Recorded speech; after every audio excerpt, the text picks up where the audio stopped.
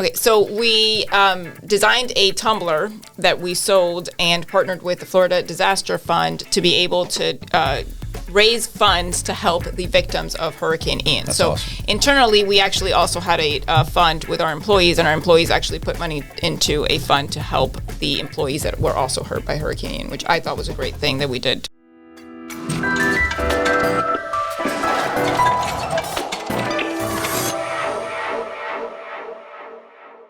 Hey, what's going on, Sarasota? My name is Brad Hannon. Trey Martell. Felipe, Colón. And we've got an amazing guest from a company that you may have heard of. We've got Hosana Fieber from Tervis Tumbler today. Welcome to the podcast, Hosana. Thank you for having me here. Appreciate it. Well, we understand it's your first time ever on a podcast. Yes. Absolutely. Are you no nervous? Experience. I'm a little bit nervous. Oh, come I usually on. don't get nervous in front of camera, but I'm a little nervous, I will say. We'll pretend the cameras aren't even here. We'll just have a great conversation. And from what I've learned of you already, waiting for Felipe to show up, you're going to kill it. You're going to kill it.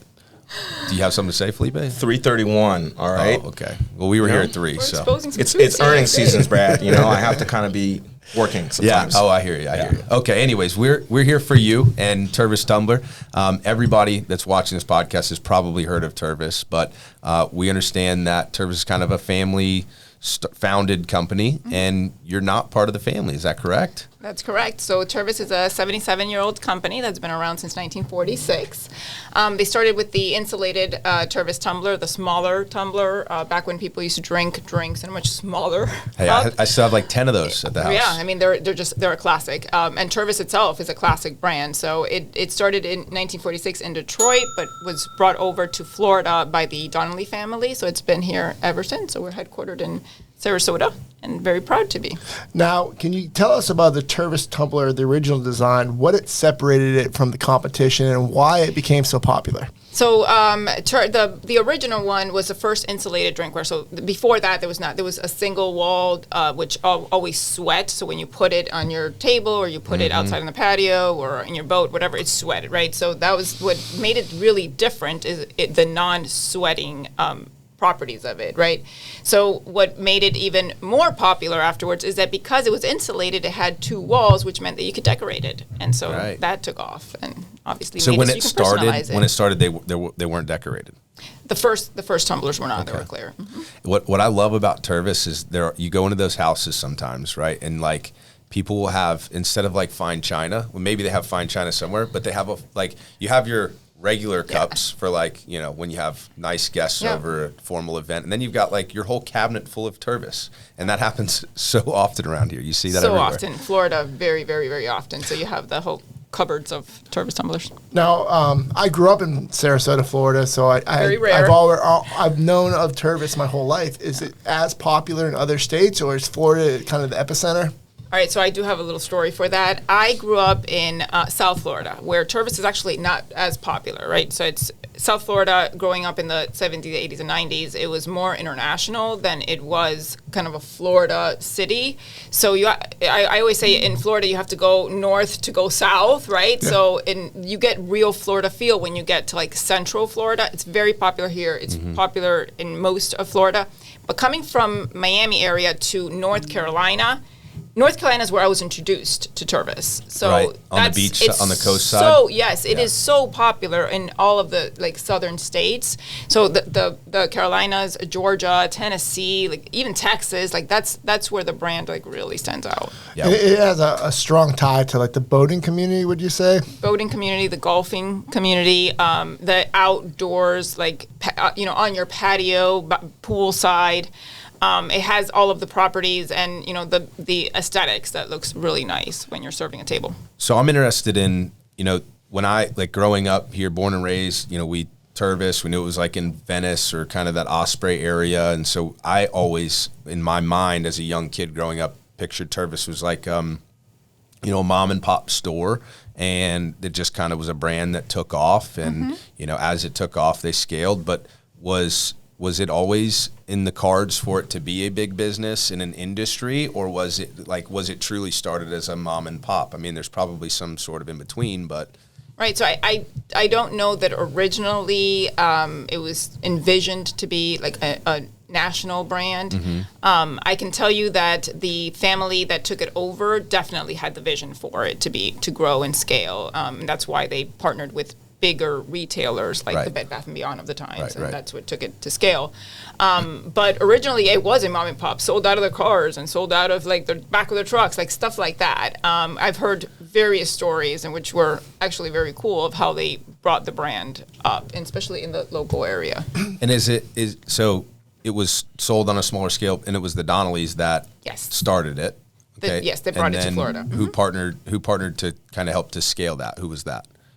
So, I mean, the Donnellys brought it to Florida and grew it as a brand. Right. But I would say that it was when we got into like the bigger retailers, like the big box stuff, that grew it nationally. Okay. So prior to that, it was very popular in the southeast states. But what grew it even more was like the Bed Baths, the Dillards, the partnerships with the big box Target. That's so cool. I understand that you didn't start as the CEO, right? So where did you get your background with Tervis, and you tell us about your journey with them? Yep. So I was in public accounting when Tervis recruited me to come down to South Florida. I'm obviously from Florida, was working in the Carolinas, was recruited down to be their FP&A manager, which is really just to kind of deal with their audits and stuff. I was an auditor. I was in public accounting. Fun. It's really fun stuff. Fun. I am so grateful that I'm not in public We accounting. could do a whole nother podcast just about that. Right. So I came down, was very happy to go into industries, what we call like private, going into a company, and was brought in as their FP&A manager to kind of deal with their audits and start to structure what the finance department looked like, because at that point we were relatively small, and then grew into like the controller role, VP of finance, and eventually became the CFO, COO, and then just recently, in the past couple of months, was promoted to the CEO. Congratulations! And now look at you, you're big time on Sarasota SpeaX. Yeah, now you got your first podcast deal. Yeah. See, you made it. I was going to say that's it. I made it. We get that a lot. All right, Felipe, ask a question already. Listen, I don't just ask questions for the purpose of asking a question. Well, hey, don't make fun of Brad. I mean, it's a podcast. That's what you do here. I leave that to you guys. Okay, listen, fair. What I find interesting, and I think a lot of our viewers it's a statement, not a question. Okay, it's a statement that leads to a question. It usually is, right? You got to set the mood, right? Fair. People don't realize that there aren't a lot of big companies in Sarasota, and big. I mean, that's a subjective term. You guys are what? Something around there? Yeah, we don't really talk about the revenue, but yeah. Are you? I don't like to do too much research because I don't want to cloud the conversation. Sure, absolutely. Are you privately held? We are privately held. Okay, so that's why they don't need to disclose that. But the last I saw, it was somewhere around there. I'm sure it's higher. You've done a great job. But we don't realize that there aren't a lot of companies like that here. And to have one here that's been here so long and had this tradition in the community is a real something that we should point to as a great success. Absolutely. We need more Tervis tumblers. Totally, right? I completely agree. So how has Sarasota and this community impacted the growth trajectory? I mean, there's a lot of symbiosis between, obviously your product is great with the boating community, anybody who's got a pool, or really anybody who wants a beverage that stays cold or hot, right? Yeah, I mean, I think that the best thing that Sarasota does for the brand, it creates a home that perfectly displays what the brand lifestyle is. The brand lifestyle is at home. It's, where you can open up your back doors and you have beautiful weather. Sorry if you don't, but you can still have a Tervis. Right, exactly. But you're on your patio where you're poolside. It works the same. By the lake, it's the same thing. But it's that lifestyle. So it really does. I mean, they brought it to the perfect place to headquarter it, because it really does emphasize what that lifestyle is like. It feels a lot better here than it would in Detroit. Totally, yeah. And it's not like it's just like a regular drinkware company that it has, that it's just a single wall cup. The purpose of the original Tervis was that it didn't sweat on if you're outside in the patio and you're trying to drink a drink with ice in it, you're not like have to chug it down in 8 minutes, that kind of thing. So. I don't think I've ever been to a house in Florida that does not have at least one Tervis. Absolutely. It just does not exist. That's right. Which is like Brad said, a lot of my parents have a cabinet full of all Tervises. Well, and the cool thing is too, I remember my wife's Cadillac. We got her a Cadillac, and sorry, I'm just peeling this label off. I'm trying to read here. I'm doing research as we're talking, but they gave us 2 Cadillac Tervises, right? So you got local dealerships supporting a local yet national brand. Sure. And Yeah, so well, in off air, I was talking about her. We're going to start sending gifts, and one of the things that I'm considering is the Tervis tumblers with the strong roofing. So Absolutely. So you probably partner a lot. All right. No, but Trey, what's great about it as a gift, I think it's important to point out, and this is one thing I think you guys do very well compared to the cheap imitations, is, you know, it's a premium product, but Very because premium. it's just a cup, it's something that's accessible to everybody. I mean, these tumblers are not like cheap, but you know, you kind of get what you pay for. You get something that lasts. feel mine? It's a golf one. I've felt many of them, Brad. It's pretty cool. Not one with golf balls on it. Yeah, That's well, cool. it's for the golfers. But you know what I'm saying? So it's like, it's a great gift because it's premium, but it's not too expensive, right? Yeah. And it's accessible, and everybody drinks out of a cup, right? It's like a chair. Yeah. You know, who doesn't sit? Right. Everyone needs a cup. That's right. And honestly, drinkware genius. has become an accessory now. It's not even like just for the purpose of drinking out of a cup anymore. It's become like sport. What is your favorite team? Put it on And your that's- cup. that's and what I carry it wanted to get around, into. You know, Yeah. that kind of stuff. So it's become an accessory. It's almost like carrying around a purse. You know. now, do you have a personal favorite design? I should have thought of this beforehand. So They're I all have, her favorites. So I have a lot of favorites. I have to say, like the one that I probably carry on the most and is my Baby Yoda. My Baby Yoda. That's a good one. Seems like there's an attachment there for I mean, sure. when I watched Mandalorian, I was obsessed with Baby Yoda. And I don't know, it's so funny because I grew up with two brothers who loved Star Wars and I could not stand Star Wars. But yet, as an adult, here I am, you know. Because Baby Yoda's so cute, right? It's You so don't even have to adorable. like Star Wars to love And it's, Baby Yoda. yes, and it's almost get it. like you understand Baby Yoda even though he can't talk. Yeah, it's a whole thing. Have you seen So- it, Felipe? Of course not. Of course I haven't Yeah. seen it. I'm a curmudgeon. I only watch news and like, you know. So I looked on What the else bottom. do you watch, Felipe? I looked on the bottom of the cup, or I looked on the bottom of the bottle, which was gifted by Tervis. Thank you, Tervis. This is awesome. I'm going to use this on the golf course. Felipe doesn't golf much, so I took the golf one. And this is something I remember like hearing about, Yeah. but never cashed in on it. Lifetime guarantee. That's What's right. the guarantee like? Because they're dishwasher So- safe, so. That's a great point, and I'm glad that you brought it up. So one of the things that I think was so important to bringing the brand to Tervis, bringing to Florida, bringing that whole like lifestyle. The fact that they guaranteed it for life from inception. So you've always been able. So if you have a 50-year-old cup, you can bring it to Tervis, and they will give you a brand new cup. I mean, You know, and I've seen some rough ones. It's insane, right? So, and the fact that the percentage of returns that we do get is so low really does speak to the quality of the product. But yeah, it's the plastic is, you can definitely bring it back. They will give you another That's cup, awesome. and it's great because we can also recycle the product. So you know, part of what we do is recycle the plastic so that we Right. can make other things out of it. I don't know about you guys, but I've seen like, you know, guys who drink like coffee coffee out of their Tervis and whatnot. I mean, you see like they're stained, they're brown, they look beat up. So you bring one of those in, you know, maybe it's broken because you dropped it or whatever else. They whatever just reason, exchange it for a new one. And actually, yes, That's for incredible. any of it. Then Yeah. you drive down the street and exchange your JanSport backpack. Remember those? Hey, I remember that. I JanSports. sent in a JanSport or two. JanSports for the jam, dude. Yeah. They still are. They're pretty fun. Felipe, you too old for JanSports? We had Oh. JanSports. Okay, We did. gotcha. And starter jackets. You might be a little too young for that one. Well, I grew up in Florida. So Let's talk about the licensing too, because you know when you started out, probably you know simple designs, you know stuff that you could do without a licensing agreement with a professional sports team or you know college sports team. So now you guys have evolved into sports, and you know not recently, but for a while. What like was that?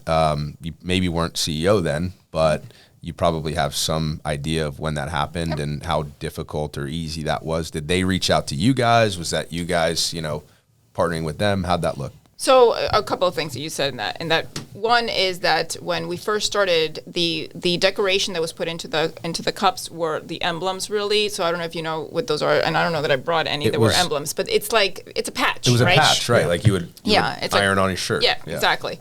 Actually, I think one of the coolest things that we do that people do not really take advantage of as much is when I go to like the Grand Canyon or I go to like one of the national parks, I'll buy patches and then I'll have it come in and you can have it put in your cup, and it's really cool because it's a very unique cup, and now it becomes an experience that you're carrying around with you, and you can show off. Hey, I went to this many. You know, Is there national anything parks. that they won't let you put in a cup? Yes. Don't get too freaky. It does. Yeah. Well, you would be surprised at how freaky people get. Oh, come on. So Can you give us an example of one of the weirdest requests you've had to put I'm to a not cup? sure that I can. I There's think gotta there's be one good legalities one, around though. that. Oh my God, that's so good. But no, there are. It does go through a compliance audit, right? We have to make sure that we are being compliant with. We can't have like a license being called out with a last name. You can't like talk about like a football player or something. Right. You can't put something that is derogatory or anything like that. We have agreements for that. So yes, you can. You can put profanity. What did you have in There's mind, all Felipe? sorts of things. Oh, I didn't have anything in mind. It just I thought about like the NFL jerseys, like you know, they can't put anything on the back of a jersey, but some people figured out they could kind of get around it a little bit. Yeah, well, we don't try to mess with our licensors too much. We love our licensors, and we're very fortunate to have the portfolio that we do have. What are some of the licenses you have? So we have, I mean, everything. Name from, drop, baby. Yeah, Disney. We have Peanuts. Peanuts is huge right now. Peanuts. Yeah. And we have NFL. Obviously, we have collegiate CLC. We have MLB. We have MLS soccer, which has become obviously also very popular. But we have such a long list, a big portfolio of licenses. But going back, Brad, to your questions, we used to do the emblems where they would hand make them, right? Yeah. So they would be with a little toothpick and putting the little ball on the 9 hole, stuff like that, right? Was very premium and very labor intensive. Not scalable. Not scalable. But it was great. Yeah. And when you held a cup, you knew that you were holding something that someone had really put a lot of labor and effort into. As we started with the licensors, things get a little more regulated and things have to be very uniform. Colors have to be spot on. We work very closely with our licensors to make sure that we have everything to their liking as well. We're showcasing their license on our product. Right, they have brand standards. Exactly. Right? There's guidelines that you have to go through. You can't just put whatever you want on there. So it's a much the labor intensive part of doing an emblem by hand is dwarfed by the labor intensive process of working through licensor agreements and all of that. So. Well, that's awesome. I have a cup at my house that has a captain patch in it, so that's probably a pretty old one because it's literally a patch that says captain. I'm envisioning my stepdad's has a Philly we still have patch. those, yeah. That's the old school one. Yeah, we had the captain, first mate. Well, that's and, how's that ever? That was those never gonna. We still have those, and we have In the boating community. the 12 ounce, which is awesome. So Tervis is also very involved in the community and doing a lot of things locally to give back as well as probably nationally, I'm assuming. I just know some of the things locally. Tell us about some of the things that Tervis is involved in here. So if you, I have 4 kids, so we take advantage of Legacy Trail quite a bit, right? So if you go down Legacy Trail, you'll see that at every stop there is 2 Tervis tumbler benches, right? And they are made of recycled products. So part of what I was just telling you, when you bring back your tumbler, we take all of that with other recycled things and put it into a bench, so we can make a bench. And to me, that is such. It goes back to the lifetime guarantee, right? That is something that's going to sit there forever. They're about 600 pounds, so they are going to sit there Holy forever. smokes. They survive hurricanes. I mean, that is, they're there for the long haul. But we do things like that where we can work. Do the benches have cup holders? For the Tervis tumbler. The benches do not. That's a great idea. I like that listen. plug-in, Felipe. I think I might take that back. But they You know where to find me for more advice. But we do things like that. So that's a obviously a longer term project that we do where we're putting something out there, right? But we also do things with Guy Harvey. So with their conservation stuff. So Ocean Day, we do things with them. One that is really dear to me is the International Women's Forum. I was part of the Fellows Program, and that's really such an elite program that I was happy to be a part of. And we do for the International Women's Day, we do a design, and all of the proceeds go back to them so that we can give them a scholarship to bring another woman into their program, which I think is a great one too. I don't know, just randomly popped up, but do you do anything because the Guy Harvey thing? I remember when Guy Harvey Tervis cups came out, that was everyone had a different one. Yeah, I had 10. Right, yeah. They look like that except for with Guy Harvey art in there. Guy Harvey's obviously a huge artist. Do you guys do anything with smaller artists that partner with you and have maybe a local market to buy their art in a cup? Yeah, if you go to our website, we have Yao Chang, which is a smaller artist. We have the smaller than Guy Harvey, right? Right, exactly. Not as known, but she's pretty good. I mean, she's pretty well known. I shouldn't say she's very good. She's pretty well known. Right. But we have there's a whole series of artists that we have that we showcase in our crystal. So the crystal line, which is beautiful, and it literally looks like glass when it's sitting on the table. It does not have the lines, which are very classic and known for the brand, but it allows us to print like patterns that you probably can't do with the lines because they don't look as premium. Right. And we do those with the artist series so that the artists can like kind of paint their canvas, and then we can put it in a cup, and those do very, very well. And that's you can still double walled. Like it's double walled. It's insulated. It's sold in a 4-pack, and you could kind of dress your table with it. What's your best selling line? Like, what's the number one? Is it just the classic? What makes that every year? Okay, so I would say that the most their financials aren't discled. That's correct. I said that, not her. We don't fact check on this podcast. Just saying. Yes, but let's not say that. But what I would say that. Still, the best seller would be our classic clear, like the clear cups that people buy a lot because they're buying in volume, right? Like you're not gonna set your table and buy 2 cups. You're gonna set your table and buy 8 cups because that's So that's probably the best seller. I would say the one that people really look for and really go after as soon as we come out with a new design and things is probably NFL or collegiate because that's where you have a lot of fan base. Of course, yeah, you could rep your team. So for a small company, I'm sorry about that. I kicked your foot. If I'm looking to partner with Tervis, and by partner I mean buy your product and stamp strong roofing on it and send it as gifts to my clients, walk me through that process. Well, you would contact our sales rep, our promotional sales rep, and he would then ask you for your logo, and then you would go through the process of working with one of the artists to make sure that it's going to look good. So one of the things that Tervis takes great pride in is making sure that we are as close to perfection when you're putting something on a cup so that it looks good. I mean, I don't want you guys walking around with stuff that looks garbagey or that looks cheap. It would be nice to have stuff. His t-shirt is great. I've seen it on like every one of the podcasts that I watch you guys. Have you seen his face on the side of the trucks? Well, pretty soon you can see my face on the side of these cups. Hold tight. There you go. I like it, and you can do that. That's one of the things I think that it's great to highlight with the brand too is that we have a customizer on Tervis.com that it's phenomenal. You can put whatever picture, and again, because there's people auditing in the background, they're going to make sure that it looks as quality as possible, that it doesn't look like a blurry face or it's not, going to look cheap. High resolution. Love that. Yeah. You would maybe want a little blur, right? Maybe a little blur. Stick with the low res. You can't even see the grays if it's blurred. See, we don't only make fun of Felipe. They make fun of me, and I mean, listen, I think they're just going out of their way because you're here, and they don't want to look terrible.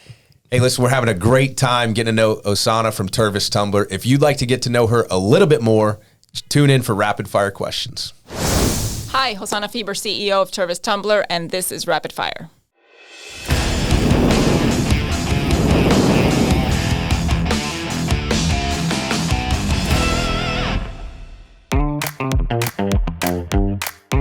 Favorite musical artist right now would have to be Jack Johnson. One step ahead, and first to the punchline. Okay, so given the years that I did yoga and I was a big yogi, I'm very, very flexible, so I can, bend all sorts of different ways. Here comes Elastica, stretching her arms, Elastica.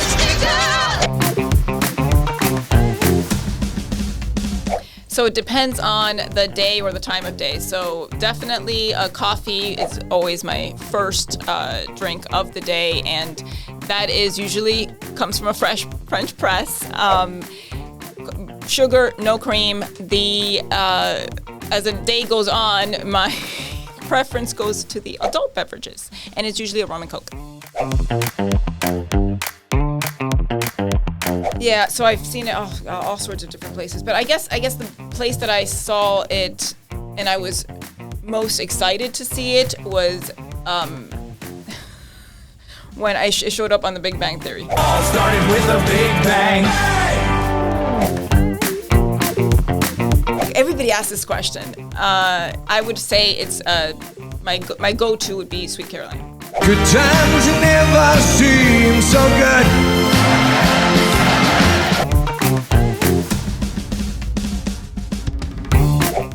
Coffee, 100%, and it would have to be Dunkin'. How do you like them donuts? I'm so sorry. You had to see it, but I forgive you. Well, I would have to say Baby Yoda. Yes. I really wish that was an actual species and that we had a Baby Yoda that I can carry around.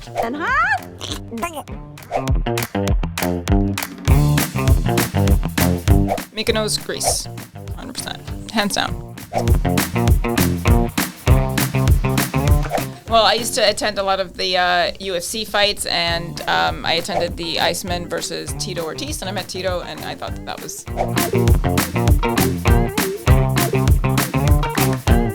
I would recommend where Marina Jack is, like that island. I think that's a great chill area. There's a lot of restaurants around right there downtown, and you can, kind of observe what Sarasota feels like there.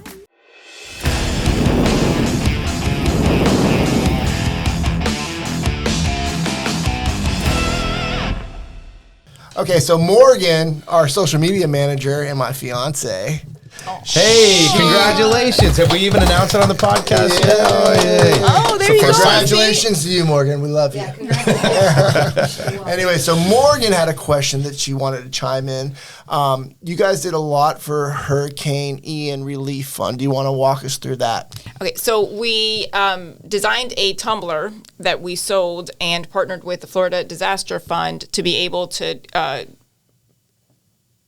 raise funds to help the victims of Hurricane Ian. That's so awesome. Internally, we actually also had a fund with our employees, and our employees actually put money into a fund to help the employees that were also hurt by Hurricane Ian, which I thought was a great thing that we did internally. Absolutely. Yeah, that's awesome. You guys are a nationally known brand, and obviously Hurricane Ian hits in your backyard, and you're able to mobilize and use your product to help out with the locals. Absolutely, yeah. I think that's a great story.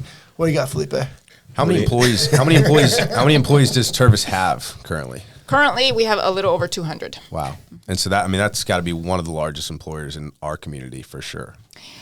Yes, I mean we're definitely high up there on the number of Which employees. is great. I mean, that's huge. That's like pat on your. Don't be modest and shy with that. That's a huge I think thing. more so than just jobs. I think, we touched on this before the show a little bit. What you guys are providing is a career path for people to advance and stay in the local community, because the big problem we have around here is there's a brain drain, right? In Sarasota, a lot of the great talent will move to a bigger city because they don't see a company where they can grow.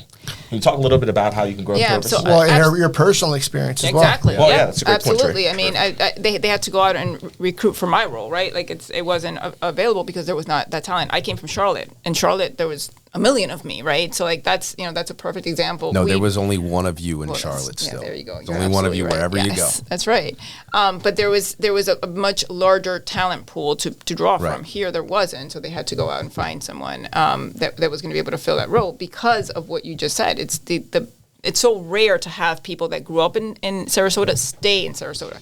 Even when I got here, it was more of a beach town, and I've seen a lot of the growth and the construction that has happened recently.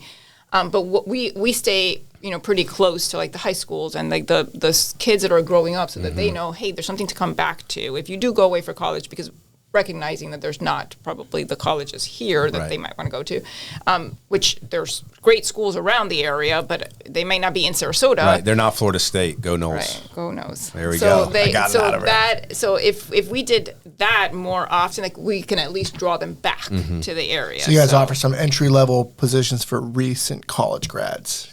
Yeah, absolutely. Yes. Cool. Yeah, because I know that when I graduated back in 2007, that was one of the things that Sarasota just doesn't have those entry-level positions, and it's glad that that you guys put Enter this Strong in. Roofing, right? Yeah, well, I mean, Had to create the position. yeah, well, sales. But also sometimes when we talk about the few bigger companies that are here, like Sun Hydraulics, PGT. you guys, PGT, people say, oh, but those are just factory jobs. That's just false. I Yes. mean, obviously somebody has to make the stuff, and it's great that we make it right here. Yeah, But there's absolutely. also all the other career paths that running a large company or middle-sized company entails. Absolutely. So, I mean, I think you had an anecdote about somebody who was an intern. Actually, art marketing. Is that who it is? Okay. Yeah, she came in as an intern. As a matter of fact, we had a whole internship class. Of that class, 3 of the interns are still working at Tervis. I mean, they've been there for 8 to 10 years, and they've stuck around with us. So, we're pretty cool to work with.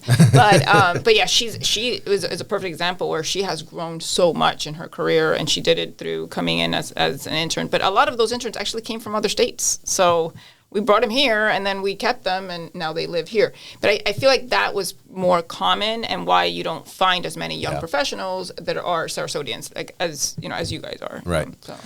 But you know, we have this problem a lot, that sometimes the myth almost creates the reality, because if people think the jobs aren't here, they're not going to look here. They're going to look elsewhere. Right. Yeah. Right? If So something then is that creates the problem. headquartered, if something is headquartered here, the jobs are going to be here. The professional jobs are going to be here. It might not be the biggest pool of them, but there's going to be jobs. And you may have to start in the accounting department and work That's your way right. into the CFO, COO, and CEO, right? That was quite a career path, right? Yeah. I mean, listen, the patience and perseverance pays off, right? Yeah, you're pretty personable for a numbers nerd. Yeah. Am I right? Yeah. I mean, That's I will a very say, good point. A public accountant. though. Yeah. Trey, you're pretty I well don't spoken have- for a roofer. Well, Just there you throwing that out go. there. I don't have the regular personality, I guess, of an accountant, but I would say that's what has served me well, to move into different departments. But one thing that when I went into public accounting, what I loved most about being an auditor, and I was an auditor, like nobody likes Yeah, auditors. Like for real. you come and those in, that do are weird. they want to put you in a closet. They want you in and out like as fast as possible because you're auditing their books, and they don't want to admit if something's wrong either, right? So, coming in as an auditor, what I liked most is sitting around the table and going to lunch with the CFO, with the CEO, having conversations about the business, not so much about like your general ledger says this. I don't really care. Like it's more about like what are we doing, big picture type of thing. So, I always knew I didn't want to stay the public accounting route. Like, Do you ever miss that though? I don't. Okay. I'm not I was going gonna say because if you miss it, I've got a company right over there. We can go audit the books. We can go to lunch. You can talk to me and my CFO that I don't have yet, and just see how we're doing. Dude, the auditor it's like comparable to that little person that drives the little cart around and writes the tickets downtown. The auditor, you like the parking enforcement as much as you like the auditor. Right, yeah, it's true. Hey, I love mean, parking enforcement around here. Those guys, they can be a little lenient when they need to be, Maybe on There you you. go. Well, that is a good segue. Like we talked about the cups and the quality and what Tervis is doing on our community. We talked a little bit about your story, but did you, like when you signed on with Tervis, was this in your sights? Did you want to be the CEO? Were you that driven person that take on the world, or talk to us about it? Well, I'll say this. I don't think you have to be. I don't think you have to want to be the CEO to be driven. I think that you can be driven in any career path that you choose. Yeah. And when I first got to Tervis, I had no sights set on being the CEO. As a matter of fact, I really wanted to grow in the finance role. Like I loved the fact. At the time, I loved the fact that I was, into the numbers, and I knew that coming to Tervis, I could make like an impact right away because it was still pretty small. So like I knew I was going to be able to have my fingerprints all over what that department looked like. So my sights were set on being CFO. Once you get to know a company so well and you know like the ins and outs and you can start making a difference in other departments and you become the person that everybody comes to from all of the different departments, that's when I started to envision, okay, my career path is going to take a different route, right? Because I'm not only going to be in the finance side. So that's where I got involved heavily in operations. Loved it, and then I threw myself into operations, became the COO. I still had finance reporting into me, but then once Rogan decided that he wanted to move into the chair position, I think he can see that our goals were like heavily aligned like with the shareholders, so he put me into this role, which is new, right? So I have sales and marketing and all of that I had. So, but that's interesting. You said that you became the COO as well. So you're almost like a dual threat because you have that hardcore accounting Triple background. threat. No, well, I mean, Triple threat. So when I look at companies, Yeah. either public or private, usually you can see the trajectory of the CEO, like where they came from. Usually they have a couple of areas of expertise, right? Yeah. Maybe they came from operations, maybe they came from M&A, maybe they came from finance accounting. Right. But you can kind of see where it goes. But I'm starting to see a lot more CEOs that have those kind of dual roles, which is very interesting. And we talk about this stuff because a lot of people who watch the podcast are you know, there are people who are early in their careers or maybe making a change or getting to know the area. And these are the kind of things that I think they want to know, right?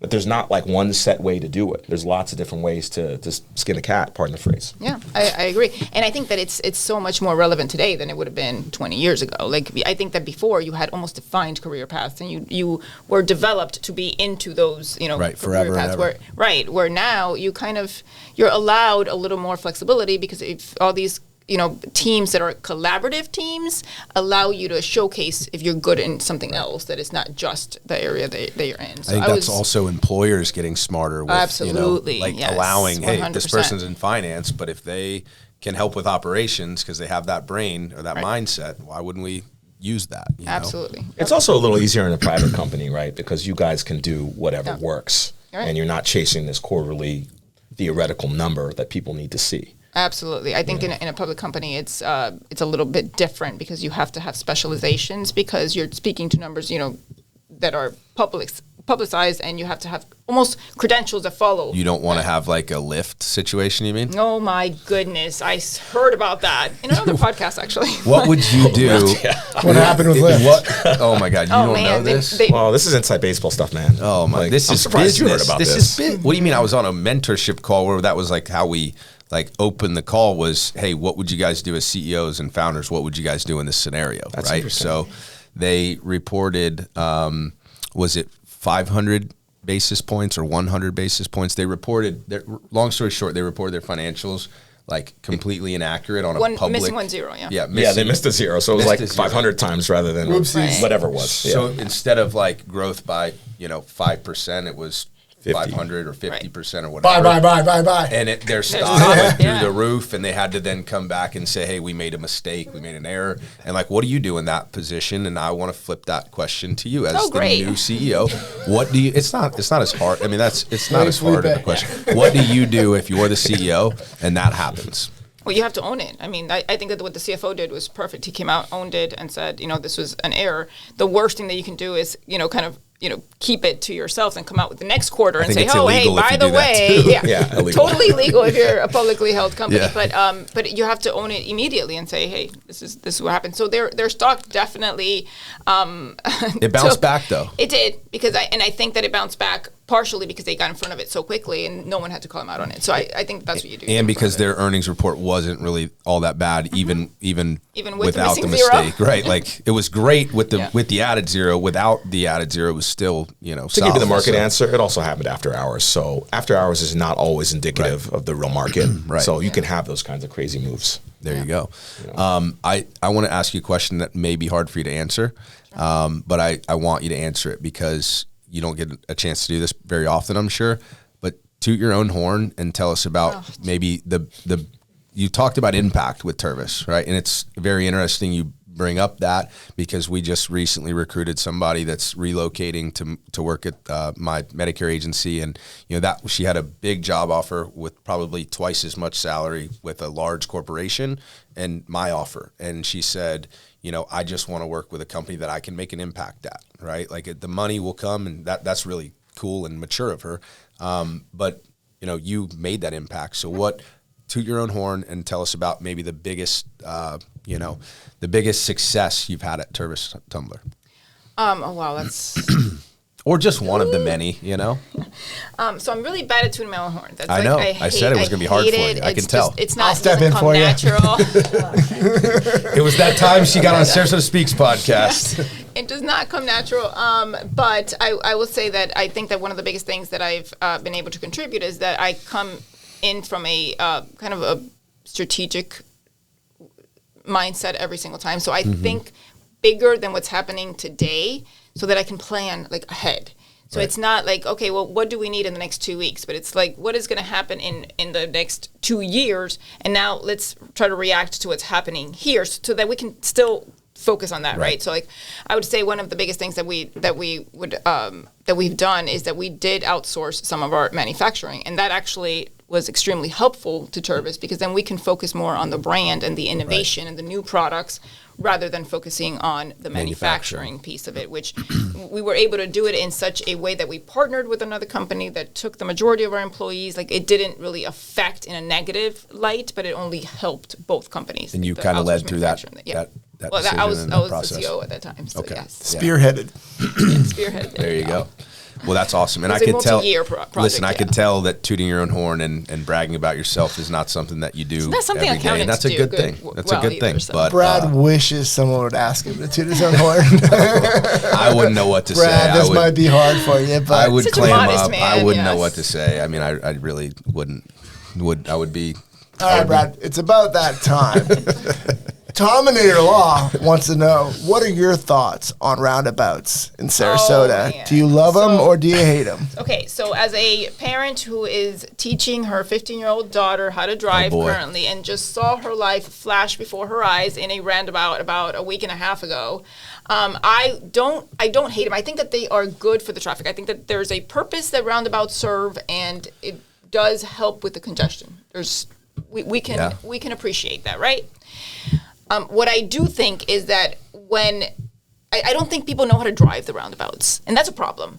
And I think that when someone is going to encounter a roundabout on Google Maps or Apple Maps or whatever, there should be a warning that says you're going to encounter a Slow roundabout. down. This is how you navigate a roundabout. Okay, That might be distracting enough to have them get in another accident. It is just, well, maybe look at it like we used to before. I had to print, MapQuest Right. out back when I started, actually when I was very mature driving Commuting. already. Yes, we didn't have our phones for that. But I think that there needs to be something that says, hey, this is the way that you navigate a roundabout. Yeah. Even though I know it's in the driving test, most states don't really have them as much as we currently have them in our So little many. local area. So when you have all of these people coming from out of state, like, they really don't know. That's how to cool navigate. insight. So you have a daughter that you said that's recently got her driver's license. They have the roundabout rules in the. They do. So do they drive them through a roundabout? No, No. I would doubt No. that. they Well, should. I don't remember the roundabouts They don't being even do on the parallel license parking test when anymore. I took Like, it. That's, I don't either, yeah, but- well, I mean, we didn't have that many roundabouts. I don't remember there being that many roundabouts then. I mean, I remember doing parallel parking in my driving test. They don't do parallel parking anymore. So one of our goals is to have a roundabout named after Sarasota SpeaX Podcast. And what I can see This is is news to me. Tervis would really lead the way, spearhead this, right? With maybe a couple of benches in the middle of a roundabout. I think sounds like a great idea. That In are the middle, recycled right? Yeah, right benches, there you can- and we just slap the Sarasota SpeaX logo on it, and then we can spectate, right? These could be people could pay for these seats because they could see all kinds of fun stuff. I mean, I have an agent that just got rear-ended in a roundabout, the one with this red light, the pedestrian red light. She got rear-ended. I was in a roundabout? No way. I'm like, dude, we got to get you on the podcast. But if the opportunity ever comes for Tervis to sponsor a roundabout, think of us, okay? I Now- will. now That's who- it. I'm going to walk away from this with so many ideas. Who do you think you have to talk to? The state? They're the ones that fund them, right? Yeah, I guess. I mean, we know the mayors. Yeah. Well, I think they have a public art council or a group that basically says yay or nay, and they have to take community input, and everything's a process. yeah, Maybe we just get wanna be a part of the nice process. Greek statue of Felipe in the middle.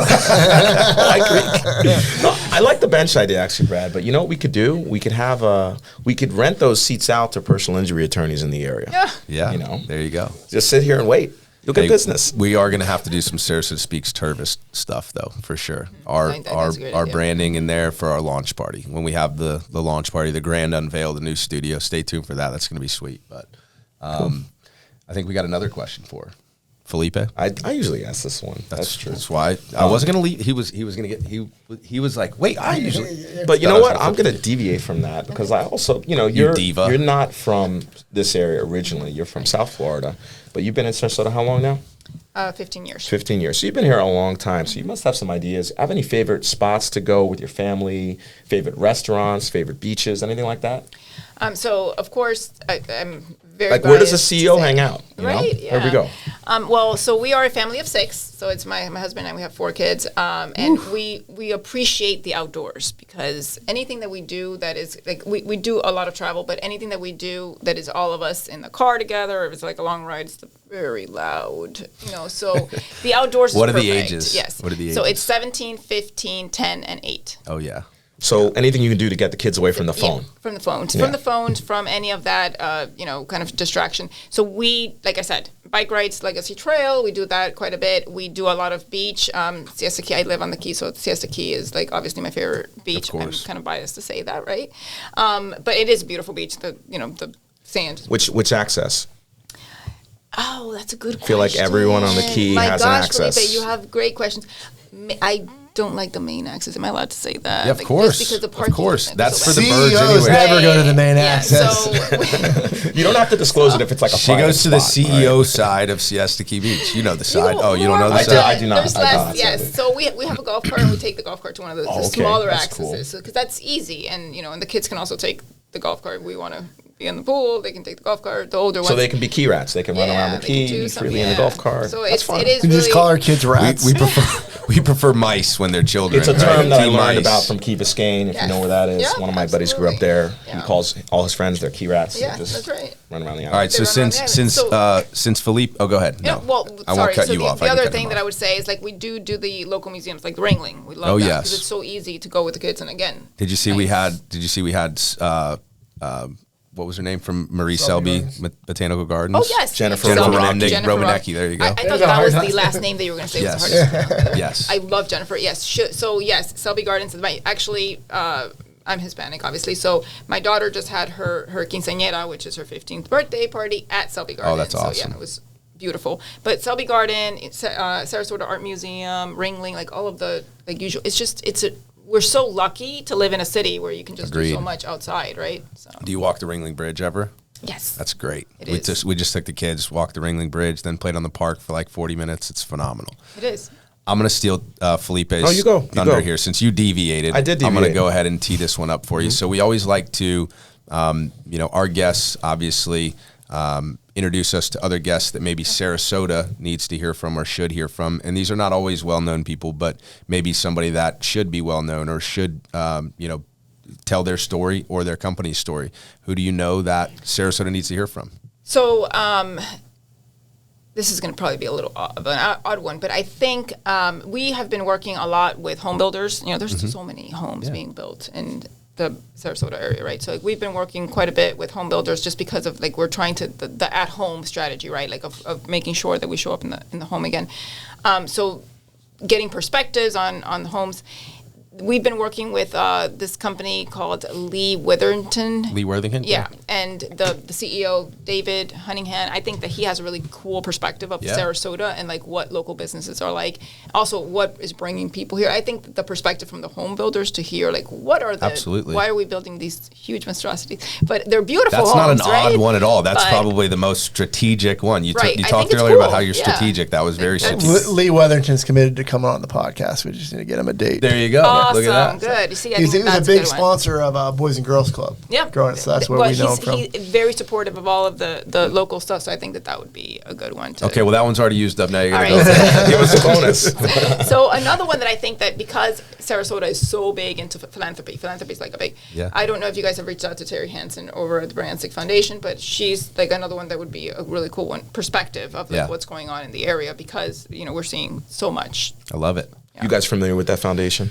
Well, not as familiar as you, I'm on but the board. I've heard of it. Okay. I've heard of it. Felipe, explain it to us. Well, the Bransicks unfortunately passed away out of Longboat Key not too long ago, and they had sold a few companies in the Midwest, and they left their fortune to this community in the form of a community foundation to do good works. I don't know all the things they do. I know they partnered with the Sarasota Housing Authority, which is, my dad's on the board there, so that's a cause that's dear to me. And they do a lot of great stuff, and there's great people who run it. Terry Hansen's a name that I don't know if I've met her personally, but we've been at some of the same events, and you wouldn't she's get everywhere. her if you met her. Yeah, she's everywhere. Yeah. She's she knows Well done, almost Felipe. everyone in Sarasota. It's a do good, and it's a very plugged in foundation, which I think it's great for your listeners to know what's going on in Sarasota. Absolutely. So, It's also a relatively newer foundation compared to some of the other ones in the community. So is, they've been yes. able to really hit the ground running and do some great stuff. Awesome. Anything we missed? Any exciting news? Anything last minute you want to squeeze in? Yeah, the only thing that I would say is that we're really focusing on innovation. We're really focusing on the classic side of the business, which is with the Venture Light that we just came out with. We came out with that late Watch last this, year. watch this. Yeah. Yeah. And then when like a you switchblade. close it, you can You can lock it, which Yeah. is awesome, right? So like and it makes sure that your drinks do not spill. We continue to listen to the consumers. So when we first launched our stainless, we improved upon it because the designs were kind of chipping and all that. We can always are improving on our product. So what we're going to focus on even more now is expanding that product line, right? So stay tuned for a lot of new products that are coming out that are going to be outside of drinkware, but they're going to really be focused in the at-home experience. Can you give us a sneak peek at anything? I wish that I could, but That is the sneak peek. Yeah, the sneak peek is it's going to be outside of drinkware, and it's going to be really important for everyone to stay tuned because it's going to be great for the at home. And first of all, no other media outlet, no other podcast, nothing has ever heard even just that much. So Right, we're there very you go. special. So it's first announced. Don't overstep Sarasota it. SpeaX. You heard it here first. All right, good. Well, thank you so much, Hosana. It Thank was you. great to meet Thanks, you. Hannon. So nice to meet you guys. Glad you got to Thank you. brag Enjoy on it. yourself a little bit. Thank you. We had a good time.